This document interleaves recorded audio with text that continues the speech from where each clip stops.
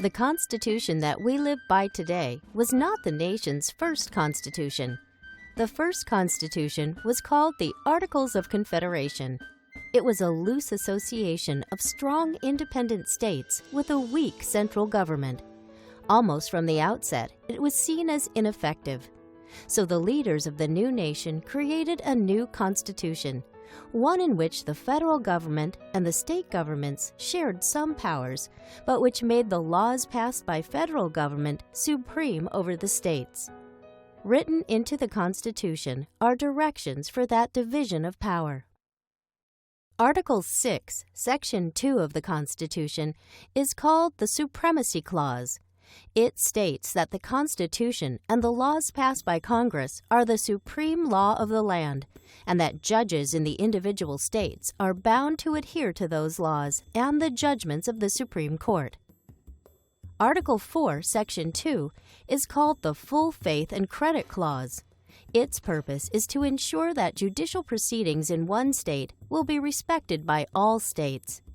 For example, if a person from Florida is involved in a car accident in Georgia, the Supreme Court can force Florida to hear the case, even though it originated in Georgia. Also included in Article 4, Section 2 is the Privileges and Immunities Clause. This clause protects the fundamental rights of individual citizens in any state and restrains any state from discriminating against out-of-state citizens. Article 1, Section 8 is called the Commerce Clause.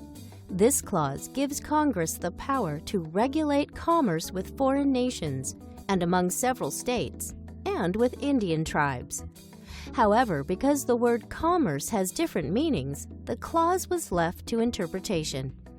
As with so many other issues, decisions of the Supreme Court have shaped the understanding of the Commerce Clause. The first decision came in 1824 in the case of Gibbons v. Ogden. New York State had given Aaron Ogden, a steamship operator, an exclusive license to operate ferries between New York and New Jersey. Thomas Gibbons, another steamship operator, also ran ferries along that route. When he was denied access to these waterways, he sued Ogden. New York State ruled in favor of Ogden, but Gibbons continued his fight. Eventually, the case reached the Supreme Court. The court reversed the decision. In doing so, Chief Justice John Marshall pointed to the Federal Licensing Act of 1793, which gave Congress, not the state of New York, the right to regulate commerce that crossed state lines. And the ruling defined commerce as not just articles in trade, but as any dealings between states. That decision has affected many issues in which state lines are crossed. Another important decision came in 1819 in the case of McCulloch v. Maryland. James McCulloch was the head cashier at the Second Bank of the United States in Maryland. The Second National Bank had been established by an act of Congress. The state imposed a tax on the bank, but McCulloch refused to pay it. The case was brought to the Supreme Court, which ruled that under the Necessary and Proper Clause of Article 1, Section 8 of the Constitution, Congress had implied powers to create the bank and that the state of Maryland lacked the power to tax it.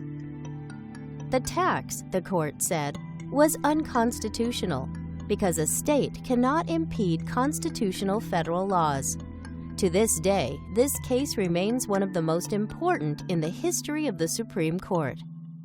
While the Constitution gives certain powers to the individual states, it is essential that the states work together to attain common goals. For example, the Port Authority of New York and New Jersey oversees the complex system of bridges, highways, and other transportation infrastructures in the New York and New Jersey area. This essential organization was established by the two states through an interstate compact and authorized by Congress. However, from time to time, states may have disagreements. If they can't be settled outside the legal system, Article 3, Section 2 of the Constitution states that the Supreme Court has exclusive jurisdiction to decide the case in order to ensure a fair decision. The federal government can also use other means to exert influence over the states, like offering grants and funds. For example, in 1984, Congress passed the National Minimum Drinking Age Act, which required every state to raise the minimum age for the purchase and public possession of alcohol to 21. Under the Constitution, establishing regulations like these is left to the individual states, not the federal government. But the Act stated that any state that did not comply with the law would face a reduction in highway funds from the federal government. According to the U.S. Department of Transportation, all states have complied with the law.